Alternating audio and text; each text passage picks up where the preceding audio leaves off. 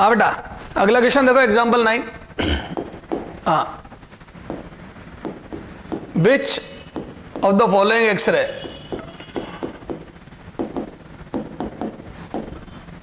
will have maximum speed,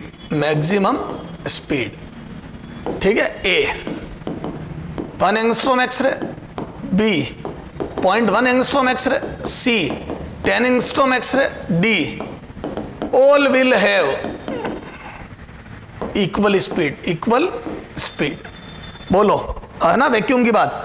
अब देखो बच्चा क्या करता है, उसकी आदत होती है जिसका लैम्डा कम उसका तगड़ा, तो ये टिक कर जाता है। ए गलत है, क्योंकि स्पीड की बात चल रही है, एनर्जी की बात नहीं चल रही है, या पेनिट्रेशन पावर या हार्डनेस की बात नहीं चल रही, स्पीड की। तो बोल दो electromagnetic wave, all electromagnetic wave, all EM wave have same speed in same medium, have same speed in same medium. तो सेम मीडियम में सबकी स्पीड सेम होती, जितनी भी EM वेव होती, कितनी? तो वैक्यूम में कितनी होती बेटा? 3 × 10⁸ मीटर पर सेकेंड इन वैक्यूम, ठीक है। तो वैक्यूम में सबकी स्पीड 3 × 10⁸ मीटर पर सेकेंड होती है। Okay sir. तो सारी एक्सरे की सेम मीडियम में सेम स्पीड होती है। ओके सर, ठीक है। अब देखो, तो सारी एक्सरे की स्पीड सेम होती है सेम मीडियम में, ठीक है। अब आगे आ जाओ बेटा, अगला, ठीक है। तो सर ये बात है तो हमारे समझ में आ गई। अब सर वो आपने पीक का नहीं बताया बात। देखो, there are 2 type of wavelength, there are two type of emitted wavelength by x ray tube, है ना, फ्रॉम एक्सरे ट्यूब। तो एक्सरे ट्यूब से जो एक्सरे एमिट होती है फ्रॉम एक्सरे ट्यूब, वो 2 टाइप की वेवलेंथ होती है एक्सरे, है ना। फर्स्ट कंटिन्यूअस वेवलेंथ,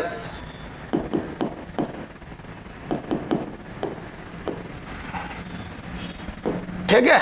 अब ये जो कंटिन्यूअस वेवलेंथ होती है due to decrease in kinetic energy of electron emit होती है, ठीक है।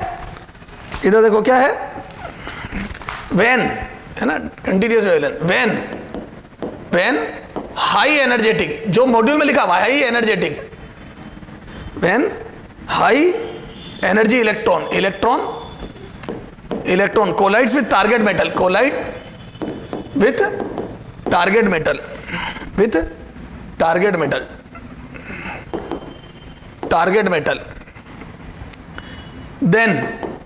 then different electron will lose different fraction of energy, of kinetic energy, समझ गए। तो जो when high energy electron collide with target metal, then different electron will lose different fraction of kinetic energy, ठीक है। hence wavelength of emitted X-ray,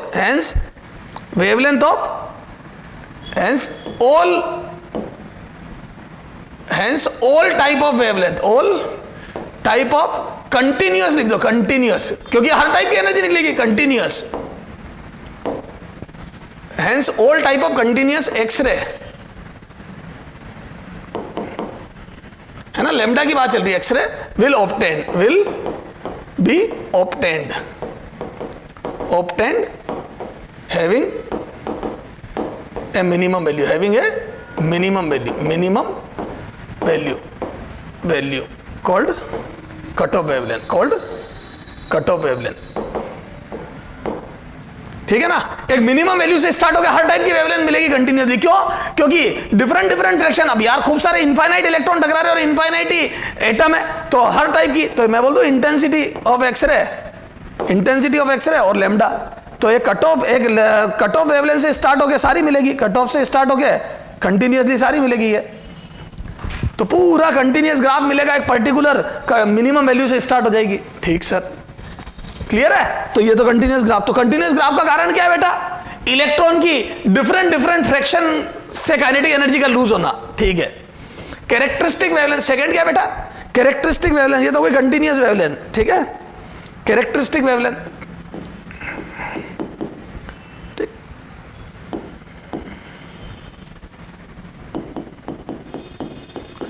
ठीक है, characteristic x ray. ये किस लिए आती है बेटा?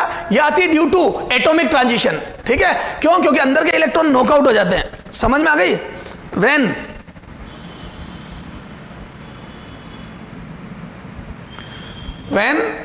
fast moving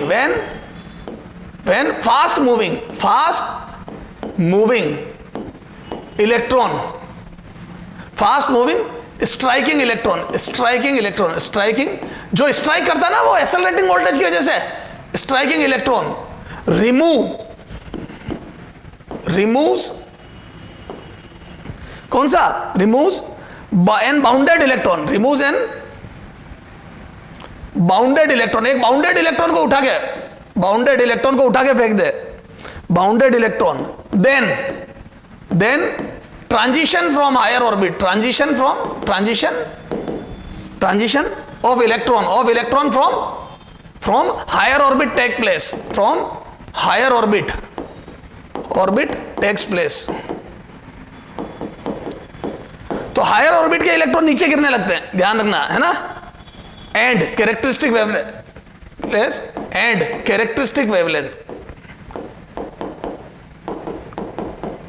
wavelength is produced,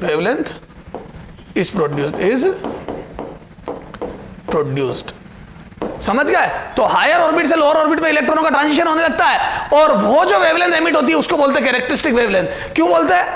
it is, क्योंकि इट डिपेंड्स अपॉन, या इट डिपेंड्स अपॉन, किस पे? It depends upon target metal. कैसे? जेड, उसके जेड पे, क्योंकि जैसे जैसे जेड वेरी करेगा वैसे वैसे दो ऑर्बिट के बीच का एनर्जी डिफरेंस वेरी करेगा, और उस हिसाब से कैरेक्टरिस्टिक वेवलेंथ वेरी करेगी। ओके, तो फिर फाइनल ग्राफ कैसा मिला बेटा? है ना। और ये character due to this characteristic wavelength, due to this characteristic wavelength, these characteristic lambda wavelength, ठीक है, intensity of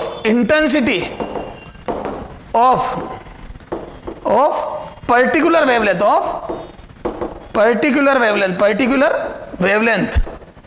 wavelength suddenly increases. तो कुछ पर्टिकुलर वेवलेंथ की इंटेंसिटी सडनली इंक्रीज हो जाती है। ठीक है, समझ गए? तो वो ग्राफ में फिर पीक शो होते हैं। देख कैसे, ये देख, जैसे क्या हो गया बेटा, ये कंटिन्यूअस एक्सरे तो बना ही था अपना, ए मेरे लल्ले पुल्लो, ये देखो ये इंटेंसिटी। तो मैं बोलता हूं ये कट ऑफ वेवलेंथ यस आई थी, किसकी वजह से? Accelerating voltage. किस पर डिपेंड करती है? Depends upon accelerating voltage. ये कंटिन्यूअस आया था, क्यों? क्योंकि ड्यू टू फ्रैक्शन ऑफ क्या, due to decrease in fraction of kinetic energy. ठीक साहब, फिर एकदम से पीक आने लग गया। देखिए एकदम से चोटियां आ गई है, ये एक पर्टिकुलर वेवलेंथ बढ़ गई, एकदम से सडनली ये नंबर बढ़ गया। देख ये, तो सडनली ये यहां से नंबर एकदम से बढ़ गए। तो इस पर्टिकुलर वेवलेंथ के देख नंबर बहुत ज्यादा निकले इसके, जैसे कोई भी है ये 2 एंगस्ट्रॉम वाली के। फिर ये देख इसके भी नंबर एकदम से बढ़ गए। क्या मैं बोल दूं, ये एकदम से नंबर जो बढ़ रहे हैं, ये जैसे मान लो 5 एंगस्ट्रॉम है, ये सब एटॉमिक ट्रांजिशन में भी एमिट हो रही है। तो ये इलेक्ट्रॉन की काइनेटिक एनर्जी घटने से तो एमिट हो ही रही थी, पर इलेक्ट्रॉनों के ट्रांजिशन की वजह से भी ये एनर्जी एमिट हुई है। जैसे 2 से 1 में इलेक्ट्रॉन गिरा तो एक पर्टिकुलर वेवलेंथ बना, मान लो वो ये है। 3 से 1 में गिरा, मान लो ये है, थोड़ा पीछे हो जाएगा ना 3 से 1 में। तो मैं बोल दूं ये वाली एनर्जी एटॉमिक ट्रांजिशन से भी आ रही है, ये वाली एक्सरे। तो एकदम से इनका नंबर बढ़ गया, क्योंकि 2 जगहों से मिल रही है, एक इलेक्ट्रॉन की काइनेटिक एनर्जी डिक्रीज होने से और एक एटॉमिक ट्रांजिशन से। क्लियर है? चलो साहब, तो ग्राफ जो यूं हुआ करता था डॉटेड लाइन वाला, ये वो अचानक से ग्राफ ऊपर पीक आने लग गया। ठीक सर, तो ये अब सर एटॉमिक ट्रांजिशन होंगे, कैरेक्टरिस्टिक वेवलेंथ बनेगी, उनके क्या कुछ स्पेसिफिक नाम है? कैसे बताता हूं। तो देखो, है ना, अब देखो, जब एटम के अंदर टारगेट एटम के अंदर इलेक्ट्रॉन यहां से भाग जाए,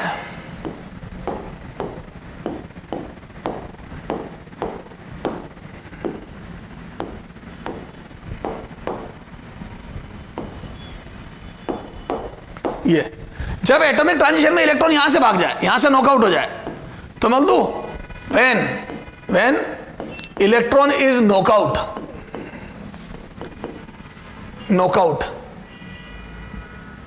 फ्रॉम फर्स्ट ऑर्बिट, मतलब फर्स्ट ऑर्बिट में वैलेंसी आ गई, तो मैं बोल दूं इलेक्ट्रॉन ऊपर से गिरेंगे, जैसे 2 से 1 में गिरेगा, 3 से 1 में गिरेगा, 4 से 1 में गिरेगा, तो बोल दो हायर ऑर्बिट से देन के सीरीज, जिसको लाइमैन बोलते थे ना अपन एटॉमिक में, वो यहां K series will be obtained,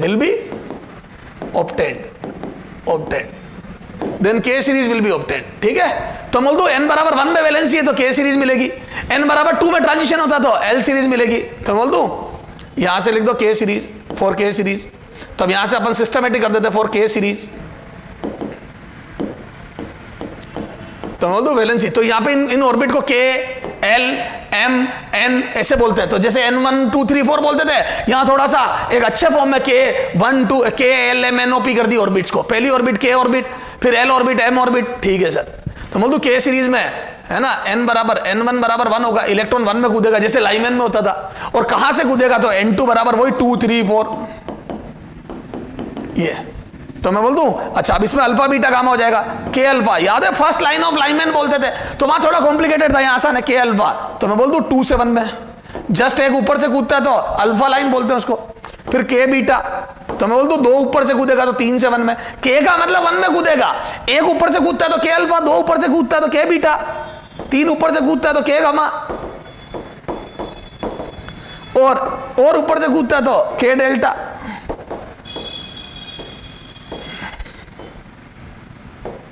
ये तो के अल्फा, के बीटा, के गामा, के डेल्टा। ठीक है, के सीरीज। ऐसे एल सीरीज क्या हो गई बेटा? एल सीरीज देखो जितनी काम आएगी उतनी लिखेंगे अपन, तो लॉजिक n बराबर 2 में कूदेगा, वही बाल्मर सीरीज हो गई वहां की, बाल्मर सीरीज। और कहां से कूदेगा? ऊपर से 3 से 4 से 5 से, बस तो हायर ऑर्बिट से कूदेगा। आ जाओ, तो एक हो जाएगा एल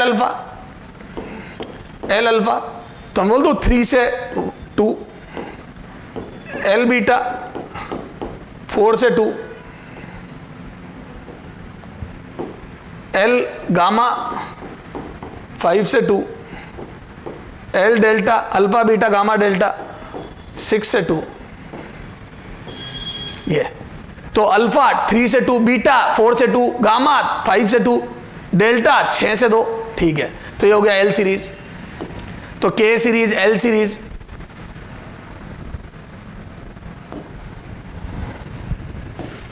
ठीक है। ऐसे एम सीरीज तो 3 में कूदेगा, तो बस अब आप खुद कर लेना है ना। तो एम अल्फा 4 से 3 में, एम बीटा तो 5 से 3 में, सर कर लेंगे। ठीक है, तो गिननी है तो इस टाइप से सीरीज हो जाएगी अलग अलग, के सीरीज, एल सीरीज। ठीक है सर, समझ में आ गया। अब आ जाओ, अब इस पे क्वेश्चन कैसे पूछता था अपन ने, कहा था क्वेश्चन कर लिया बेटा, ये 9 तक हो गया ना। अब आगे आ जा, ठीक है।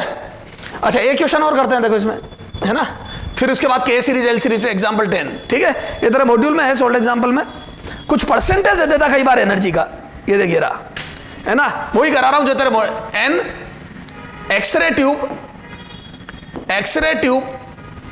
एन एक्सरे ट्यूब, ठीक है, ऑपरेट्स एट, वो क्या वही data, operates, an x ray tube operates at 20 kilovolt, at 20 kilovolt, a particular electron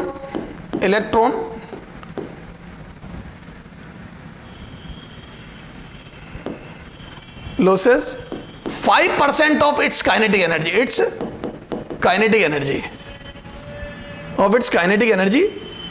to emit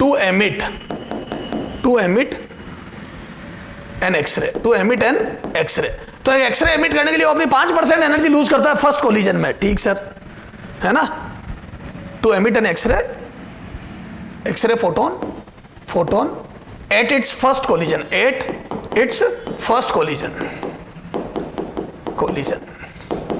ठीक sir. Find the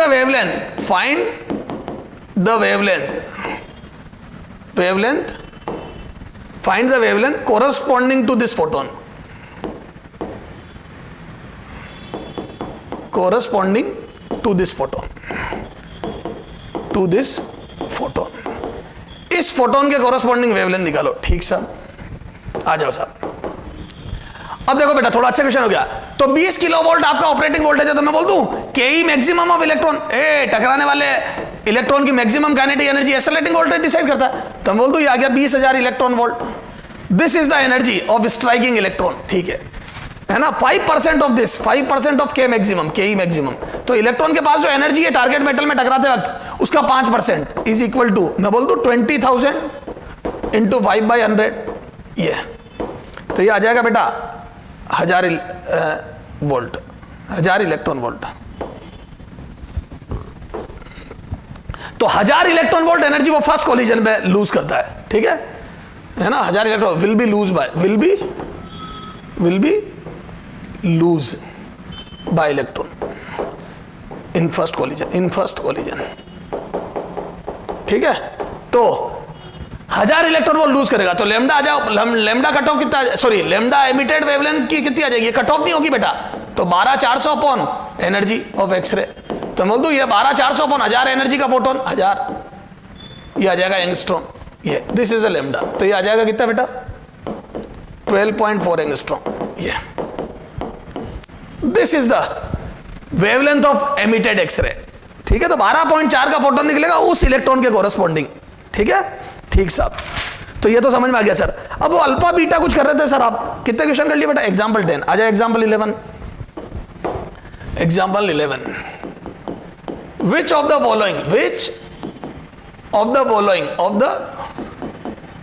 following option is correct for characteristic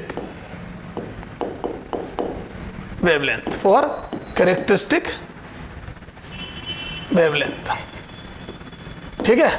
अच्छा चलना। अब इसी में A, energy of K alpha x ray is greater than energy of K beta. बेटा इससे देख, पूरा तेरा दिमाग खोल दूंगा मैं। हाँ। B, energy of L alpha is greater than energy of K alpha. C, energy of M alpha is greater than energy of K alpha. D, energy of K beta या K gamma is K delta is greater than energy of K gamma. चलो आ जाओ check करते हैं cake. ठीक है। अब इसमें क्या आपकी पूरी ट्रांजिशन समझ में आ जाएगी। अब देखो के अल्फा, तो यहां लिख दो 2 से 1, के बीटा यहां लिख दो 3 से 1। बताओ किसमें एनर्जी ज्यादा निकलती है। एटॉमिक में पढ़ा चुका हूं, आइडिया वही काम आएगा, फॉर्मूले वो काम नहीं आएंगे, लेकिन आइडिया वही है। तो बोल दू 2 से 1 में और 3 से 1 में, तो 2 से 1 से ज्यादा 3 से 1 में एनर्जी निकलेगी।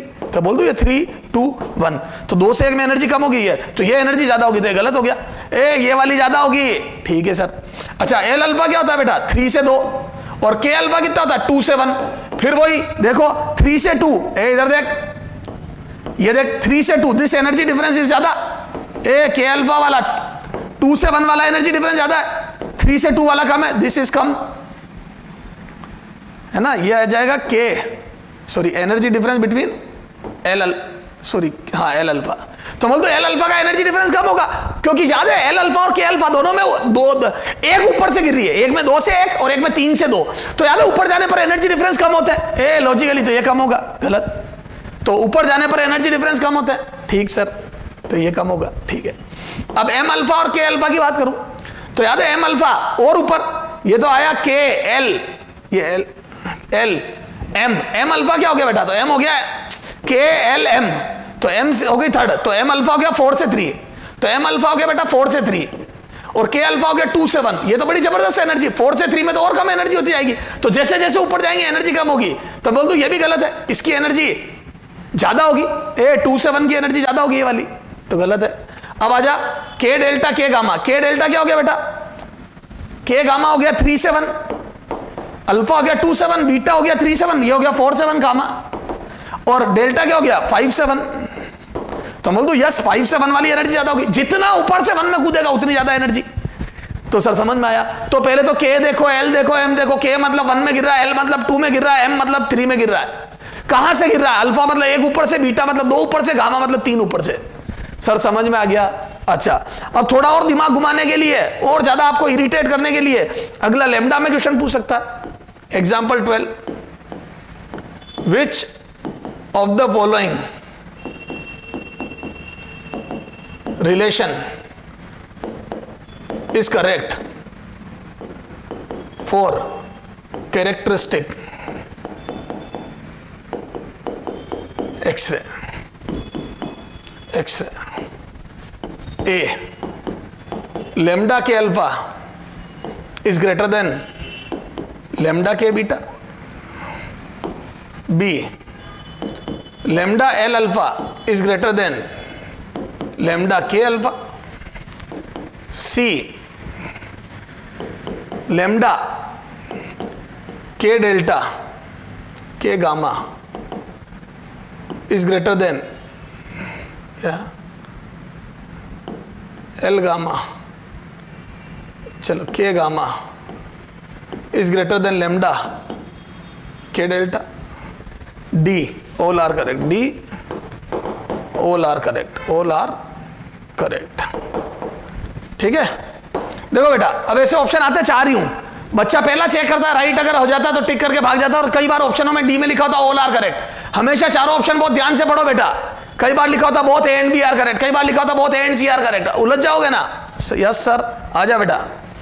क्या मैं बोल दूं? इधर देख, के अल्फा क्या हो गया बेटा, पहले लिख ढंग से, जल्दी मत कर। 2 से 1 के, फिर 1 में गिरेगा, बीटा मतलब 2 ऊपर से, यानी कि 3 से 1। अब बता, 3 से 1 और 2 से 1 में एनर्जी कब ज्यादा निकलेगी बेटा? 3 से 1 में। तो बोल दो एनर्जी इसकी ज्यादा होगी, और एनर्जी ज्यादा होगी तो लैम्डा का बिल्कुल राइट है। अब बच्चा टिक करके आगे चला जाता है। ए, 4th ऑप्शन में ऑल आर करेक्ट भी था, तो सारे चेक करने थे। चारों ऑप्शन ध्यान से पढ़ेंगे सर, काली मां की कसम। ए, काली मां की कसम। Yes sir. ये एल अल्फा क्या होता है बेटा? तो मैं बोल दूं एल मतलब 2 में गिरेगा। कहां से गिरेगा? ए अल्फा मतलब 1 ऊपर से, तो 3 से 2। के सीरीज मतलब 1 में गिरेगा। कहां से गिरेगा? अल्फा मतलब 1 ऊपर से, तो अल्फा का मतलब 1 ऊपर से, तो ये 2 to 1 है, ये 3 to 2 है। याद है ऊपर जाने पर एनर्जी डिफरेंस घटते हैं? अभी तो बताया रे, तो एनर्जी डिफरेंस यहां ज्यादा है, यहां कम। तो बोल दो ऊपर जाने पर एनर्जी डिफरेंस कम होता है, तो इसका एनर्जी डिफरेंस कम है, इसमें एनर्जी डिफरेंस ज्यादा है, तो लैम्डा इसका कम आएगा। यस। ए, ये एनर्जी ज्यादा है, energy of K alpha is greater than energy of L alpha, अभी बताया था। तो एनर्जी ज्यादा है तो लैम्डा कम होगी, बिल्कुल ओके। यहां आ जा, ये गामा के मतलब 1 में गिरेगा, gamma alpha beta gamma, alpha beta gamma 3 ऊपर से, यानी कि 4 से 1। ये डेल्टा गामा डेल्टा 4 ऊपर से, 5 से 1। तो बता एनर्जी किसमें ज्यादा है? 5 से 1 में एनर्जी ज्यादा है या 4 से 1 में? तो बोल दो 5 से 1 में एनर्जी ज्यादा है, और इसकी एनर्जी ज्यादा मतलब लैम्डा कम है, बिल्कुल ओके। तो लैम्डा कम है क्योंकि ज्यादा एनर्जेटिक रे निकलेगी। तो जितना ऊपर से कूदेगा उतनी ज्यादा एनर्जी। खुद सोचो बेटा, लिख लो बस। ये नीचे लिखना बेटा, ये अल्फा का क्या मतलब है, के का क्या मतलब है। के मतलब 1 में गिरेगा, अल्फा मतलब 1 ऊपर से। ठीक है सर, तो सारे करेक्ट है, बिल्कुल ओके। तो ऑल आर करेक्ट। तो आंसर क्या हो गया बेटा? All are correct. All are correct. ठीक है।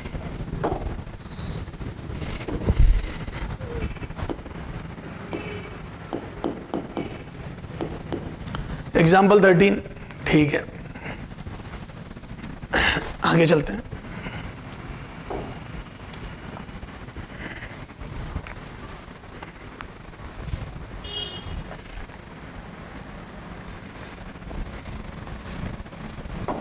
ठीक है, तो सर ये क्या अल्फा।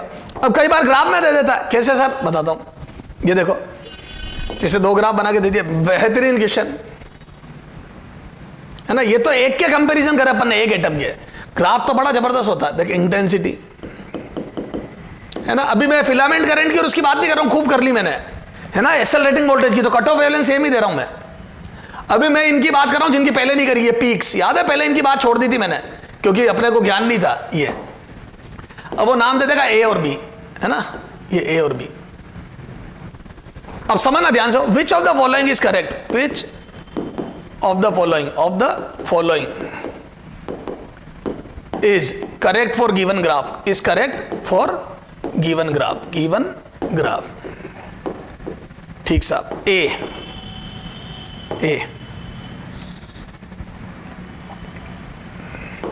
जो वेव ए है, जो ए वेव है वो corresponding to K alpha and B corresponding to K beta, है ना, दिमाग लगाना इसमें। B A corresponding to L alpha and B corresponding to K alpha है ना, इसको तो समझ के करना है। C A corresponding to K alpha या के गामा है and B corresponding to K alpha है, ठीक है। ये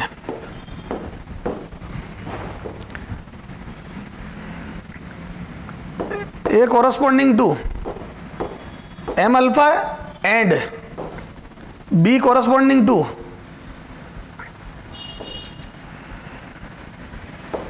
के अल्फा। चलो आ जाओ, चेक करते हैं अब ये चार ऑप्शन दिए, इनमें से कौन सा करेक्ट है समझना पहले। क्या मैं बोल दूं कि ए का वेवलेंथ कम है और ये कैरेक्टरिस्टिक वेवलेंथ एकदम से नंबर बड़ा, मतलब एटॉमिक ट्रांजिशन से आ रही है, तो मैं बोल दूं lambda A is less than lambda B, है ना। तो मैं बोल दूं energy of A wavelength would be greater than energy of B. तो जो ए वेव है वो हाई एनर्जेटिक रे है, तो energy of A is greater than energy of B. A में जो एनर्जी निकल रही है ट्रांजिशन में वो ज्यादा है। अब आ जाओ, तो ए की एनर्जी ज्यादा होनी चाहिए, इधर आ जा। क्या मैं बोल दूं इसमें ट्रांजिशन हो रहा है 2 से 1 और ये हो रहा है 3 से 1, बता किसकी एनर्जी ज्यादा है? ये एनर्जी ज्यादा है, गलत हो गया। ए बी ये नहीं हो सकती क्योंकि ए की एनर्जी ज्यादा होनी चाहिए। ए पहले आ रहा है ना, ए की वेवलेंथ कम है मतलब ए की एनर्जी ज्यादा होनी चाहिए, लेकिन इस वाले ट्रांजिशन में तो बी की एनर्जी ज्यादा है, गलत हो गया।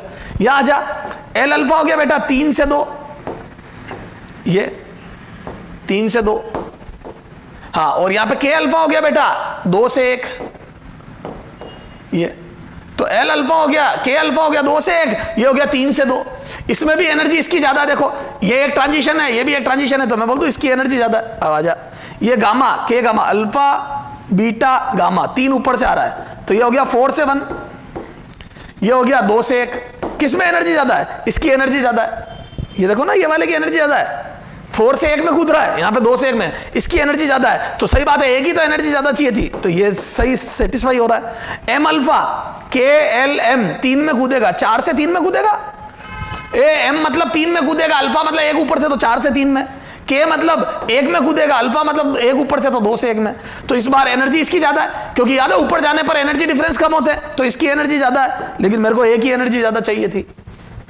चारों ऑप्शन में चेक कर लो किसमें एक ही एनर्जी ज्यादा आ रही है। अल्फा बीटा के एल एम सबके मतलब आपको पता है। के एल एम मतलब 1 2 3 4 ऑर्बिट, और अल्फा बीटा मतलब 1 ऊपर से, 2 ऊपर से, 3 ऊपर से रेस्पेक्टिवली। सर मजा आ गया। तो ये आगे पीछे वाली वेव से पता पड़ जाएगा। और देख एग्जाम्पल 14, हाँ अब सुनना, अब सबसे तगड़ा क्वेश्चन देख, बेहतरीन क्वेश्चन देखो। ये lambda and this is intensity, ठीक है। ये अब देखना,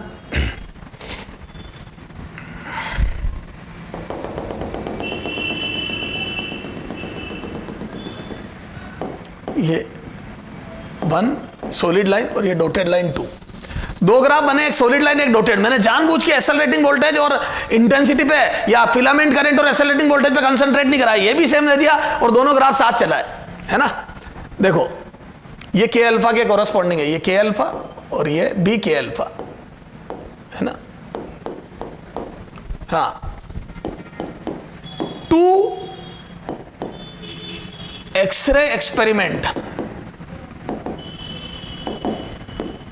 are performed on 2 different tube, different tube. Then which of the following is correct? Which of the following is correct? है ना, इनमें से कौन सा सही है? ए। चलो filament Z1 is equal to Z2, target metal की बात है। This Z is atomic number of target metal, है ना, लिख नहीं रहा हूं। Z1 is greater than Z2, C Z1 is less than Z2, D can't say anything about Z, can't से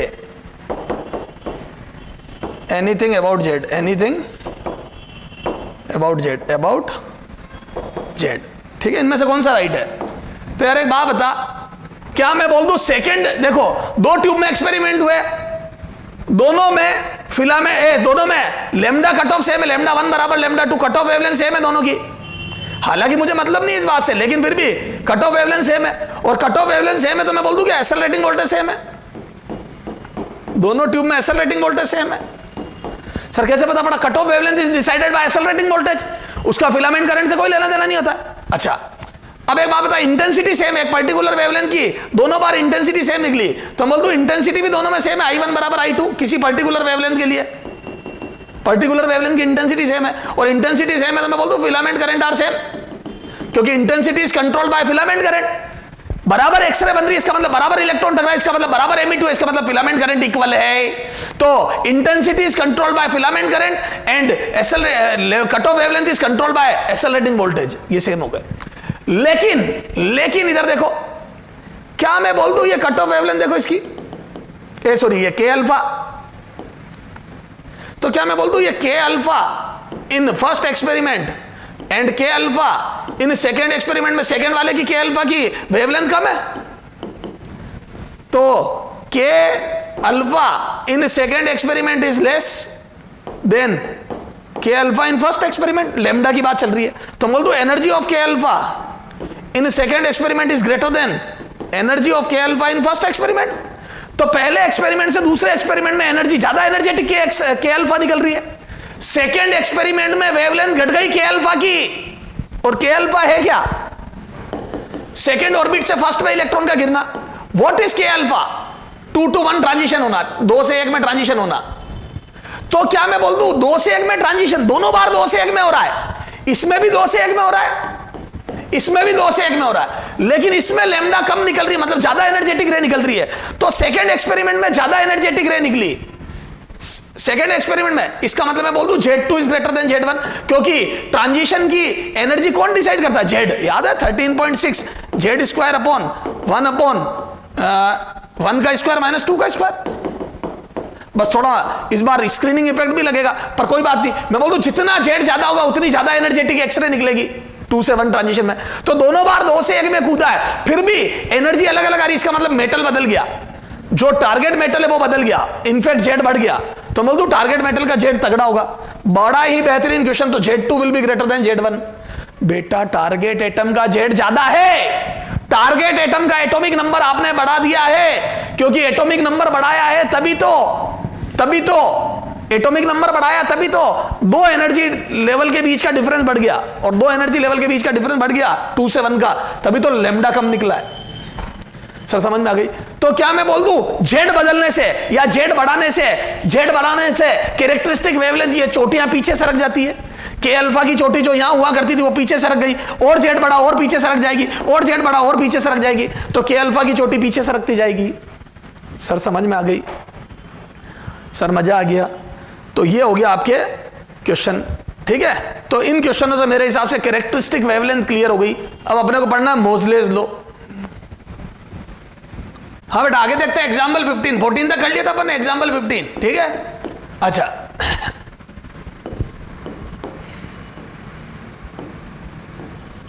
ये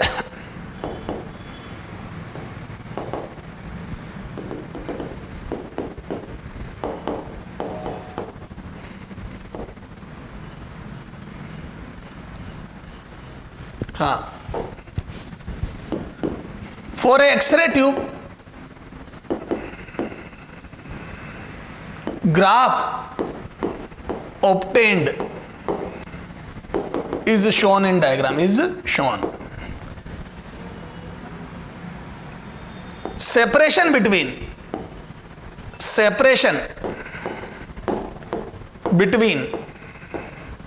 या डिस्टेंस बोल दो, between lambda minimum and lambda के अल्फा will increase, है ना। ये जेई में पूछा हुआ क्वेश्चन है बेटा, थोड़ा अलग पूछा, मैं थोड़ा सा ऑप्शन अलग कर रहा हूं, अपन ऑप्शन और ही बढ़िया कर रहे हैं। will increase if first A option, if atomic number of target metal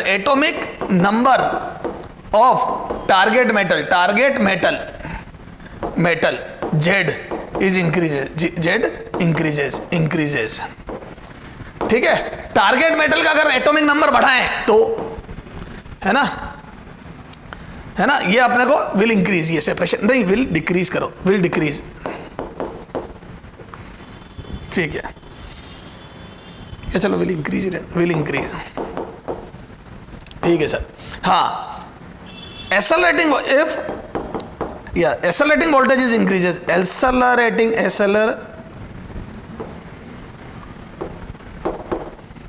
voltage increases, ठीक है। C, filament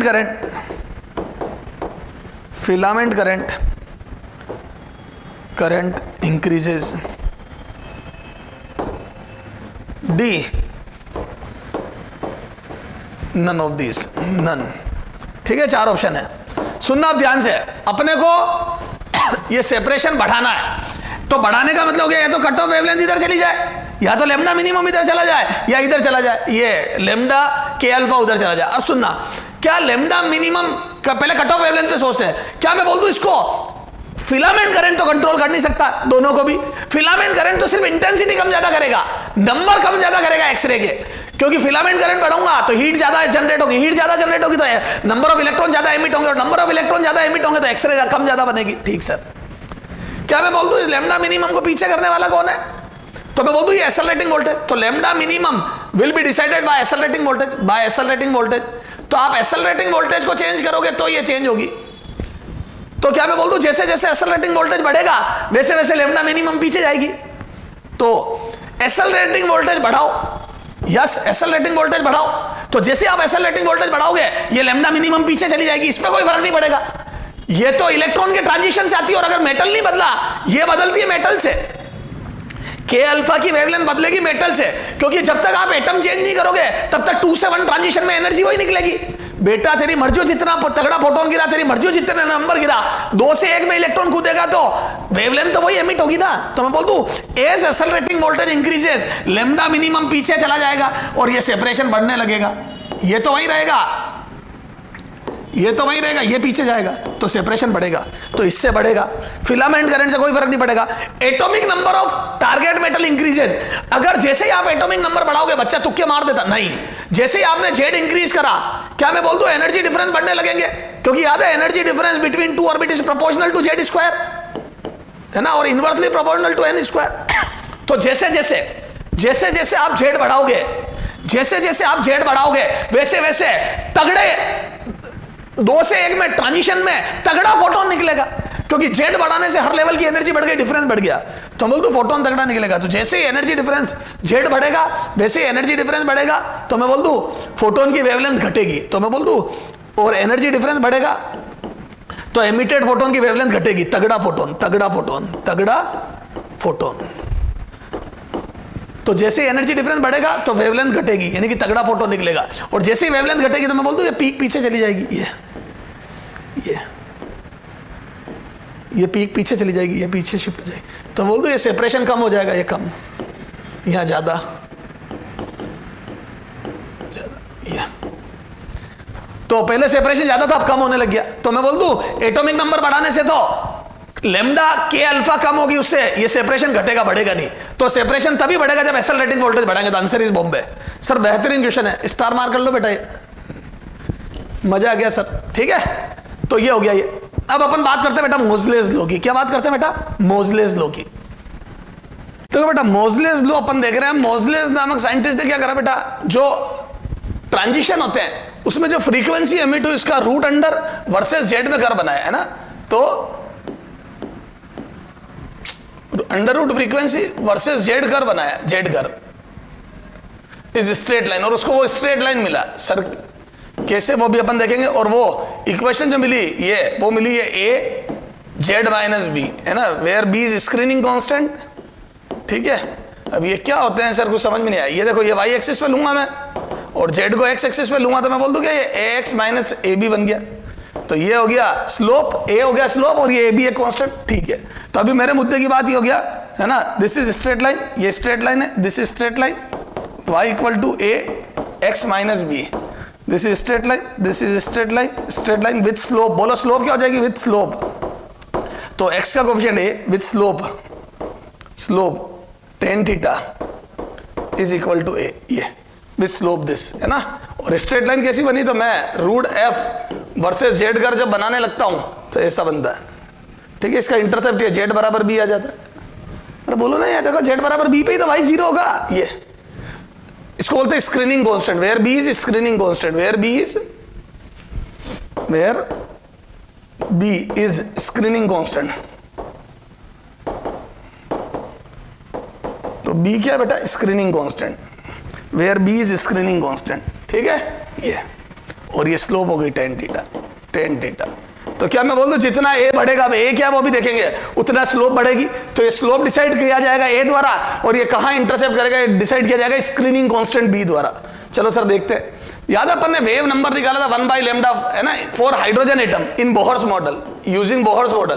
तो 1 अपॉन ये R1 जो R आया था वो Bohr model n1 square minus n2 square. Yes sir, ये फॉर हाइड्रोजन एटम था, for H atom. Any other atom लिखूंगा तो याद है उसका जेड आएगा, क्योंकि जेड स्क्वायर होता ना एनर्जी में। याद है एच सी बाई लैम्डा, ये एनर्जी थी -13.6 Z square by N square. तो उसमें से एन की वैल्यू 1 2, तो 2 -1 था, फिर वो माइनस अंदर जाके ये, तो हाँ सर याद आ गया। अब इसको मैं बोल दूं कि फॉर एनी अदर एटम, ये फॉर एनी अदर एटम,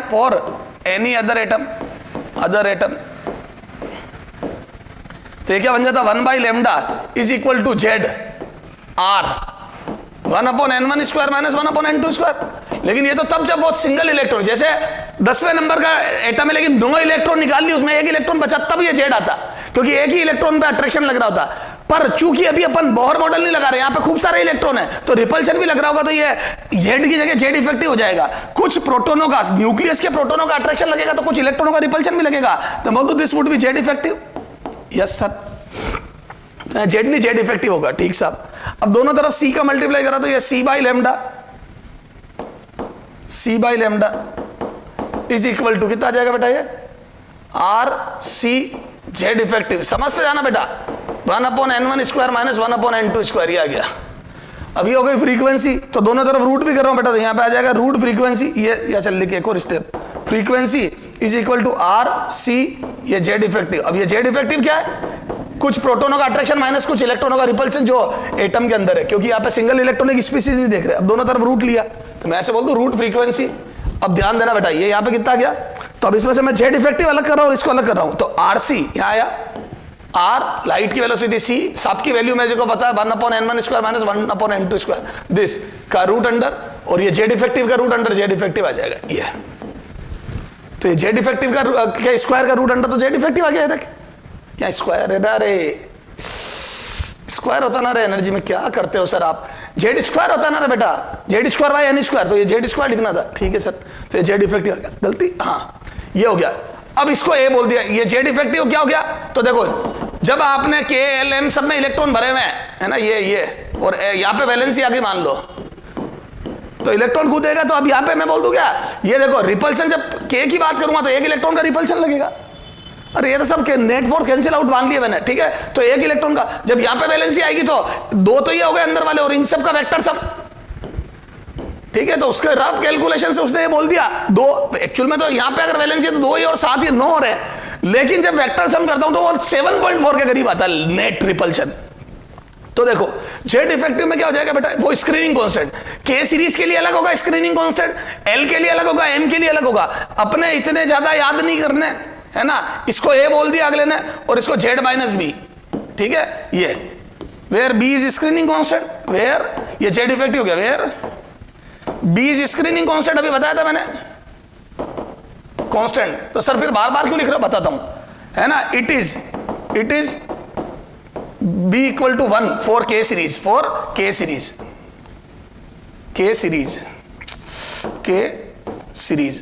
तो के सीरीज के लिए बी की वैल्यू 1 होती है, ध्यान रखना आप, क्योंकि एक इलेक्ट्रॉन का रिपल्शन और बाकी के प्रोटोन का अट्रैक्शन लग रहा है। तो नेट जैसे मान लो 10 प्रोटोन और 1 इलेक्ट्रॉन है ना, मतलब अंदर वाला रिपल्शन वाला, तो 9 प्रोटोनों का अट्रैक्शन मान लूंगा इफेक्टिवली, समझ गए।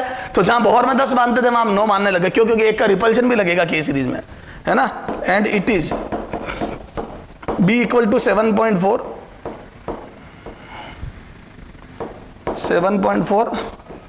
For L series.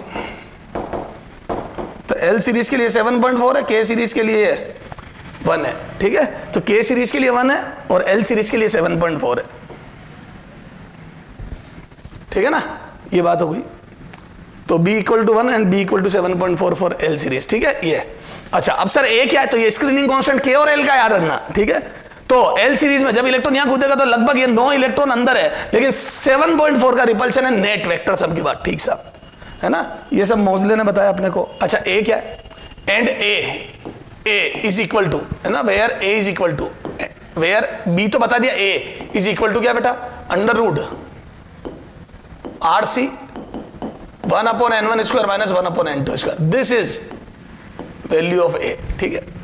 अब यहां पे n1 n2 की वैल्यू रख के सोल्व करूंगा और RC, ठीक है साहब। रिडबर्ग कांस्टेंट की वैल्यू C की वैल्यू रखूंगा, फिर n1 n2 की वैल्यू रख के सोल्व कर दूंगा। अब देखो जब इलेक्ट्रॉन, ठीक है, अब सुनना, K सीरीज की बात करूं तो जब इलेक्ट्रॉन का ट्रांजिशन, है ना, A फॉर K अल्फा की बात करता हूं मैं, है ना, K अल्फा के लिए मान लो K अल्फा, यानी कि K सीरीज ले रहा हूं तो B तो 1 हो जाएगा, वो छोड़, A कितना होगा, तो बोल दूं 2 से 1 में ट्रांजिशन हो रहा है, तो यहां पे मैं बोल दूं ये आ जाएगा कितना, RC, और K सीरीज में पहली ऑर्बिट 1 हो जाएगी और दूसरी ऑर्बिट अल्फा में 2 हो जाएगी, ये का रूट अंडर, तो मैं बोल दूं ये सोल्व करने पे कितना आ जाएगा बेटा, 3/4 ऑफ RC, 3/4 ऑफ RC, ये आ गया ये फॉर K अल्फा। अब सुनते जाना ध्यान से, ये K अल्फा मैं थोड़ा यही बता रहा हूं क्योंकि मेरे को क्वेश्चन में नहीं।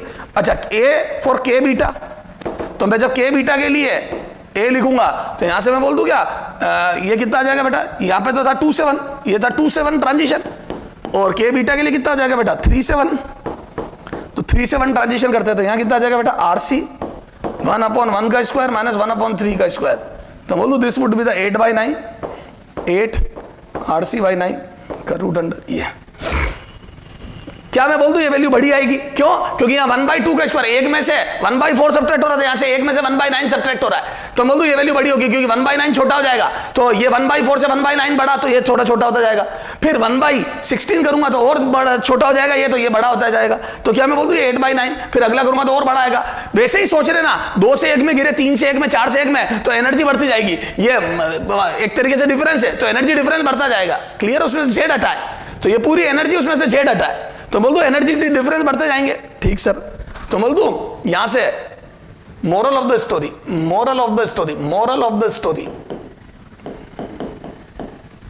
क्या है, मोरल ऑफ द स्टोरी बेटा, तो A K अल्फा का कम होता है K बीटा से, फिर और कम होता है किससे, K गामा से, जितना ऊपर से कूदोगे फिर डेल्टा वेल्टा चलते रहेंगे, तो क्या मैं बोल दूं सबसे कम स्लोप आएगी K अल्फा की, उससे ज्यादा आएगी K बीटा की, उससे ज्यादा आएगी K गामा की, यस सर, तो ये आ गया ये A जिसको अपन स्लोप बोल रहे हैं, ठीक सर। अच्छा K अल्फा L अल्फा में कंपैरिजन करता हूं, है ना, तो यहां से देखो A K अल्फा कितना आया था बेटा 3/4 RC का रूट अंडर, अच्छा A फॉर L अल्फा, यहां से A for L alpha, A L alpha, और L अल्फा में क्या होगा 3 से 2, A L मतलब 2 में गिरना, अल्फा मतलब 3 से 2 में गिरना, तो यहां से कितना आ जाएगा बोलो RC 1/2 का स्क्वायर माइनस 1/3 का स्क्वायर का रूट अंडर, ये आ जाएगा कितना 5/36 RC। अब बताओ तो लॉजिकली बता दे कौन ज्यादा होगा, तो मैं बोल दूं K अल्फा और L अल्फा में K अल्फा ज्यादा होगा, क्यों, क्योंकि 2 से 1 में गिरना और 3 से 2 में गिरना, तो 3 से 2 में कम एनर्जी निकलेगी, तो ये एनर्जी घटनी चाहिए तो कम आएगा, तो देख लो ना, वैसे भी 36, एक काम कर, इसमें से तू क्या कर 3 का मल्टीप्लाई डिवाइड कर दे और इसमें से 4 अलग ले ले, तो 9 बचा, 3 का 27, 5/27, 5/27 इज लेस देन 1, तो 3/4 से कम आएगा, ठीक है, वो सोच लेना तू। तो मैं बोल दूं एक L अल्फा कम होगा क्योंकि एक K अल्फा ज्यादा होगा, क्यों, क्योंकि इसमें एनर्जी ज्यादा निकलेगी 2 से 1 में, 3 से 2 में कम निकलती है, तो ये, तो क्या मैं बोल दूं L अल्फा और K अल्फा में K अल्फा की स्लोप ज्यादा होगी, K alpha K beta K gamma में जितना ऊपर जाएंगे उतनी स्लोप बढ़ती जाएगी, ठीक सर। तो यहां से अपने को स्क्रीनिंग कांस्टेंट क्या होता है, ये सारी बातें समझ में आ गई। अब कई बार मॉड्यूलस में फ्रीक्वेंसी का कंपैरिजन करवाएंगे, कई बार लैम्डा का, क्लियर है, तो लैम्डा का कंपैरिजन करवाए तो आप सीधा ये ध्यान रखना बेटा, ये देखो क्या गया रे, ये लैम्डा का कंपैरिजन करवाए तो यहां पे बस ये जेड इफेक्टिव आ रही है, ये ध्यान रखना, ये फॉर्मूला लगा देना, क्लियर है, तो वही एनर्जी का हिसाब किताब है, तो लैम्डा का कंपैरिजन में 1/λ से एनर्जी मिलेगी और फ्रीक्वेंसी में सीधा फ्रीक्वेंसी से एनर्जी मिलेगी। तो हम सोच एटॉमिक पे रहे और कर मॉड्यूलस के क्वेश्चन रहे, ठीक सर। आ जाओ थोड़े से क्वेश्चन करके देखते हैं, है ना, आ जाओ। तो अब अपन ये जो बात पढ़ी अपन ने इस पर क्वेश्चन करते हैं। अच्छा ठीक है, तो अपन क्वेश्चन स्टार्ट करते हैं बेटा। हाँ बेटा, अब मोजलेस लॉ पे अपन न्यूमेरिकल करते हैं, है ना। जैसे देखो एग्जांपल 16, हाँ, which of the following option, which of the following option is correct, ठीक है, for given graph, ठीक है। अब देखो मैंने ग्राफ दिया आपको, किसका, वही जेड वर्सेस फ्रीक्वेंसी का, ठीक है ये। अब इनके लिए कौन सा ऑप्शन करेक्ट है, जैसे ए लाइन बोल दी इसको और इसको बी, है ना, एक लाइन को नाम दे दिया ए, एक को बी, तो ऑप्शन ए, ठीक है, ए लाइन अगर के अल्फा को रिप्रेजेंट करती है तो बी लाइन के बीटा को करती है ना, ए और बी है, ठीक है। बी ऑप्शन, ए रिप्रेजेंट करती है के अल्फा को, ठीक है, तो बी रिप्रेजेंट करती है एल अल्फा को। सी, ए लाइन रिप्रेजेंट करती है के बीटा को एंड बी लाइन रिप्रेजेंट करती है के अल्फा को। डी, बोथ बी एंड सी में भी करेक्ट, में भी करेक्ट, है ना, जैसे ये दे दिया मैंने, ठीक है। अब बताओ, तो अब सुनना ध्यान से, अभी अपन ने बात करी थी, बताओ क्या मैं बोल दूं कि जैसे ये ए स्लोप फॉर के बीटा लाइन, अरे बोलो, तो स्लोप ए होती है तो फॉर के बीटा लाइन, सॉरी, है ना, ये स्लोप हो गई इस वाली लाइन के लिए, बी लाइन के लिए, के बीटा नहीं बी लाइन के लिए, और ये स्लोप हो गई ए लाइन के लिए। बताओ कौन सी ज्यादा है, तो स्लोप ए ज्यादा है, तो मैं बोल दूं A should be greater than A B. Slope A की ज्यादा है तो उसका स्मॉल है जो अपन ने कांस्टेंट बोले थे उसमें से ए, जो याद है स्लोप को रिप्रेजेंट करता था, वो ए का ज्यादा होना चाहिए, ठीक साहब। अच्छा अब देखो, और ये एक तरीके से एनर्जी का, यार जेड हटा दो तो एनर्जी का पार्ट देता है, और एटम अगर फिक्स है तो जेड पे फर्क ही नहीं पड़ रहा, तो मैं बोल दूं ये एनर्जी की प्रोपोर्शनलिटी बताता है, तो मैं बोल दूं ए में एनर्जी ज्यादा निकलनी चाहिए बी से। अब देखो ए में एनर्जी ज्यादा, तो इन दोनों में से ए में एनर्जी ज्यादा होनी चाहिए, ए लाइन है, ए लाइन इसके कोरस्पॉन्डिंग है और बी इसके कोरस्पॉन्डिंग, तो एनर्जी ए लाइन में ज्यादा निकलनी चाहिए। अब बताओ ये ए लाइन के अल्फा, इसमें 2 से 1 ट्रांजिशन हुआ है, येलो कलर लो, तो इसमें 2 to 1 ट्रांजिशन हुआ है के अल्फा में, और के बीटा में, बोलो के बीटा में 3 से 1 में, तो एनर्जी तो इसमें ज्यादा निकल रही, तो इसका स्मॉल है ज्यादा है यहाँ, तो ए इसमें ट्रांजिशन 1 - 1/9 आएगा, यहाँ 1 - 1/4 आएगा, तो वो ज्यादा हुआ ना, 1/9 छोटा होता है तो सब्ट्रैक्ट कम हुआ तो ये ज्यादा आएगा, ठीक सा। के अल्फा यहाँ 2 से 1 में कूद रहा है, यहाँ 3 से 2 में कूद रहा है।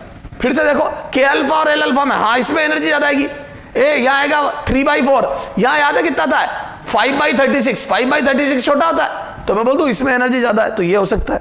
फिर के बीटा वही 3 से 1, ये के अल्फा 2 से 1, तो याद है 3 से 1 में एनर्जी ज्यादा, तो इसका ए ज्यादा होगा, तो ए की ए देख रहा हूं, A would be greater than A B, यहाँ पे भी, और यहाँ पे भी A greater than A B, बिल्कुल सही बात है, तो ए देख रहा हूं मैं इसमें। तो ये दोनों के लिए बोला है, तो क्या दोनों करेक्ट होंगे?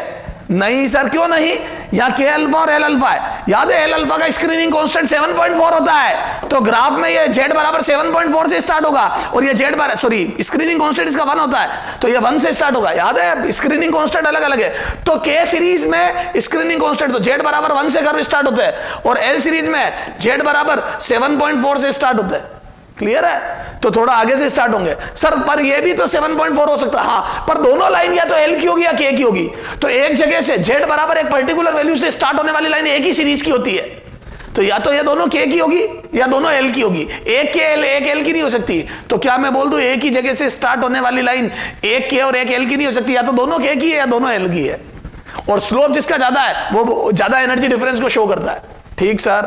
तो ए और बी समझ में आए क्या सर? बिल्कुल समझ में आ गए। एग्जांपल 16, हाँ बेटा मोजलेस लॉ पे न्यूमेरिकल करते हैं, जैसे देखो है ना, मोजलेस लॉ पे न्यूमेरिकल थोड़ा डेटाज आर इंपॉर्टेंट है ना, डेटाज थोड़ा ढंग से लिखना, नहीं तो कैलकुलेशन बहुत हो जाएगी। इफ वेवलेंथ है ना of K alpha line, of K alpha x ray emitted by target atom having z equal to 31 is lambda naught, then wavelength wavelength of K alpha line 4, K alpha line, K alpha x ray emitted by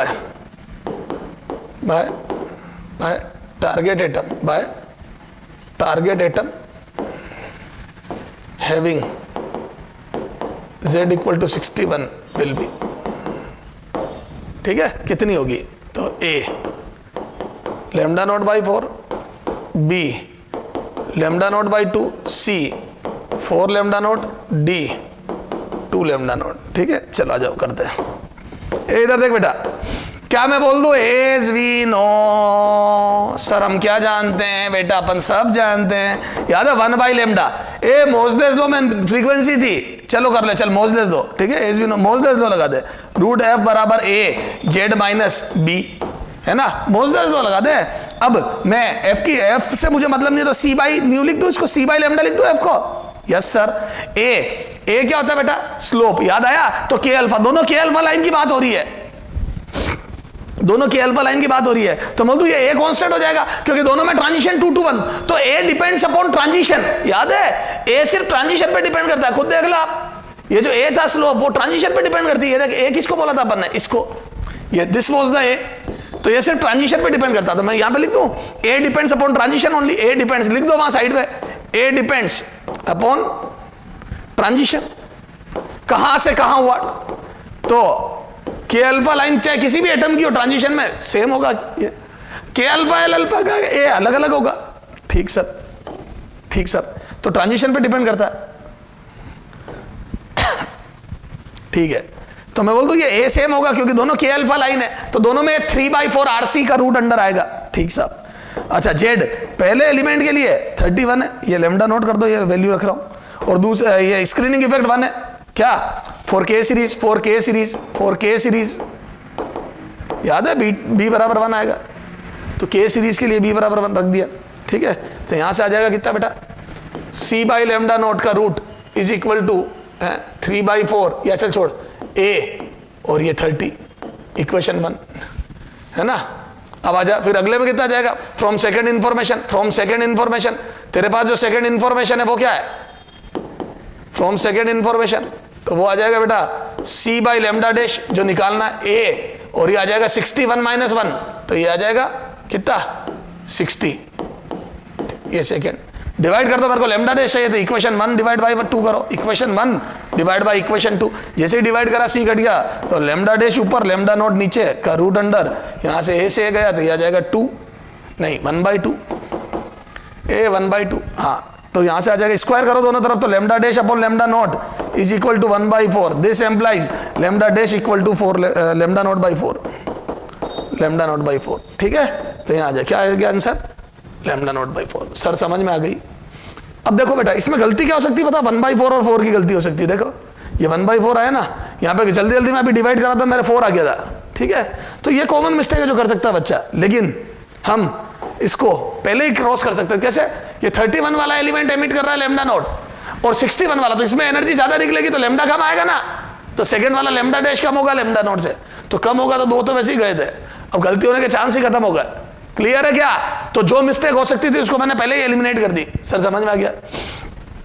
तो ऐसे atom के number दे दे के value पूछेगा, कई बार वो exact value पूछ लेता है कि 31 ने एक ट्रांजिशन है, एटम का एटॉमिक नंबर 31 है, तो के अल्फा लाइन की वेवलेंथ निकालो। अब अगर एग्जैक्ट वैल्यू पूछ ले के अल्फा लाइन की वेवलेंथ निकालो, तो बेटा फिर आप क्या करोगे? इनमें वैल्यू रखोगे, के अल्फा लाइन की वेवलेंथ ही पूछ ले, वैल्यू ही पूछ ले, तो ए फिर 3/4 आरसी का रूट अंडर लिखो, दोनों तरफ स्क्वायर करो, तो वहां पे आ जाएगा 3/4 आर।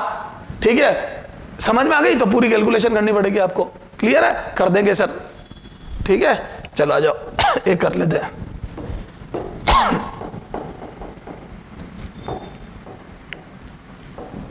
हाँ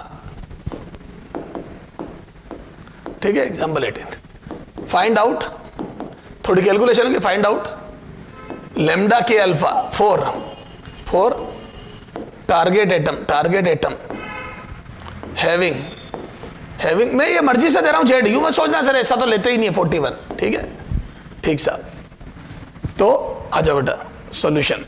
ठीक है, अब ये वैल्यू सोल्व ही करनी है सॉल्यूशन, तो क्या मैं बोल दूं क्या एज वी नो, क्या जानते भैया, एज वी नो कि √f है ना, या सीधा वहीं से चल 1/λ फॉर एनी एटम। याद है हाइड्रोजन के लिए ये था, फॉर हाइड्रोजन एटम ये था, डेरिवेशन में बताया था ना मैंने, फॉर एनी अदर एटम ये। और जब बोहर मॉडल लगाऊंगा, सॉरी मोजलेस लॉ लगाऊंगा तो जेड इफेक्टिव आएगा, ठीक है। और ये देखो इस के अल्फा लाइन के लिए, फॉर के अल्फा लाइन जेड इफेक्टिव हो जाएगा कितना, z-1 का स्क्वायर फॉर के अल्फा लाइन, आर है ही है, ठीक है। अब अपने को निकालना क्या बेटा, वेवलेंथ ही तो निकालनी है लैम्डा, तो ये चलने दो लैम्डा 1/λ। और ये के अल्फा के लिए 1/1 का स्क्वायर माइनस 1/2 का स्क्वायर है ना, फॉर के अल्फा बी बराबर 1, स्क्रीनिंग कांस्टेंट 1 होता है, ठीक सर। तो यहां से कितना आ जाएगा 1/λ इज इक्वल टू ये एटम का टारगेट मेटल का 41 - 1 का स्क्वायर, आर की वैल्यू 1.097 या 1.09 इंटू 10⁻⁴ कितना था, 7 था ना शायद, हाँ, और ये 3/4, ठीक है। ये 40 का स्क्वायर बनेगा तो एक 40 कट के 400 आ जाएगा बेटा, 40 तो हाँ, तो ये यहाँ से 4 से कट के एक बार, ठीक है, ये 400, फिर 3 ये इंटू 3 इंटू इसको लगभग 1 लिख रहा हूँ इंटू 10⁻⁷, तो कितना आ जाएगा बेटा ये 1200 इंटू 10⁻⁷ मीटर इनवर्स 1/λ। तो यहाँ से लैम्डा कितना आ जाएगा बोलो, lambda is equal to 1/1200 into 10⁻⁻⁷।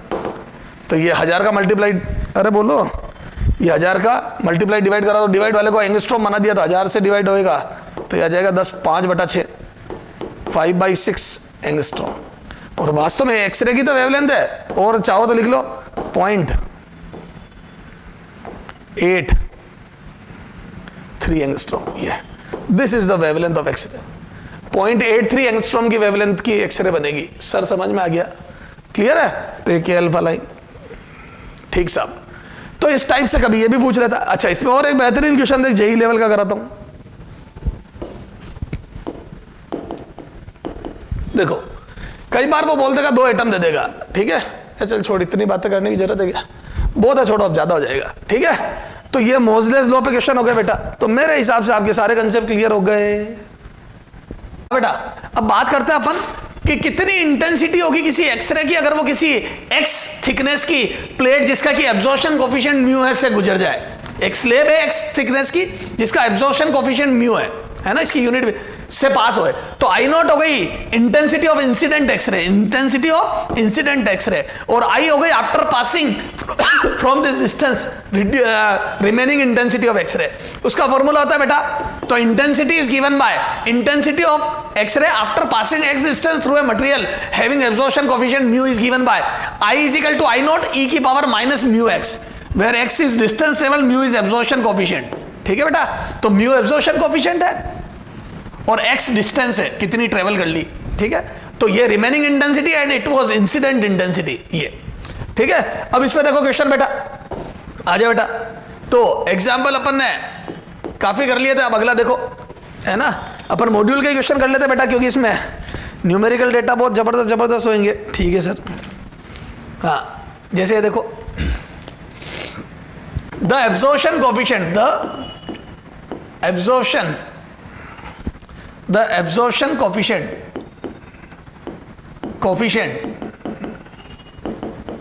of aluminium sheet is mu equal to 2 per centimeter is unit, 2 per centimeter, ठीक है। this is the absorption coefficient, ठीक है। find the percentage of transmitted X-ray, transmitted X-ray from a sheet of thickness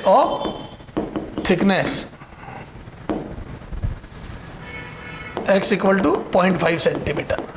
तो 0.5 centimetre की thickness की एक sheet से पास होने के बाद एक्सरे की इंटेंसिटी कितनी बचेगी, है ना। तो मैं बोल दूं म्यू दिया हुआ है अपने को, ठीक है sir, I is equal to I naught e की power minus mu x, this is the formula for intensity after passing from x thickness, अच्छा ये निकालनी है मेरे को, और आई नॉट के टर्म्स में निकालना। ई की पावर माइनस म्यू कितना दिया है, 2 पर सेंटीमीटर है ना, 2 पर सेंटीमीटर, और x कितना है बेटा 1/2 सेंटीमीटर, तो सेंटीमीटर तो सेंटीमीटर कट गया पर से, तो ये x और म्यू की वैल्यू रख दी, this is mu and this is x, तो यहां से मेरा आ गया आई नॉट बाई ई। और आपको पता है 1/e कितना होता है, बोलो, अरे बोलो 1/e कितना होता है बेटा 0.37, अरे बेटा 1/e इज 0.37, यस सर।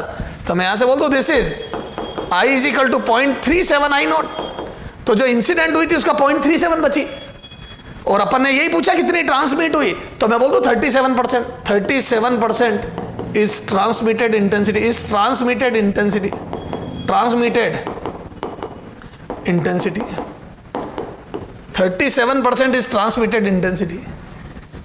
समझ गए? एब्जॉर्ब कितनी हो गई 63%, सही बात है, क्लियर है सर, समझ में आ गई सारी बात। अगला देखो एग्जांपल, हाँ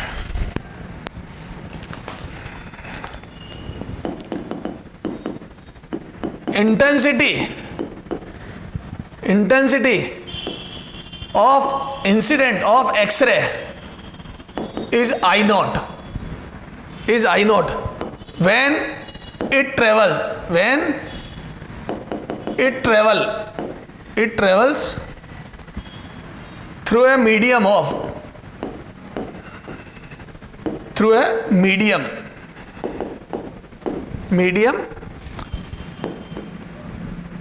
thickness 10 centimeter from a, then the intensity becomes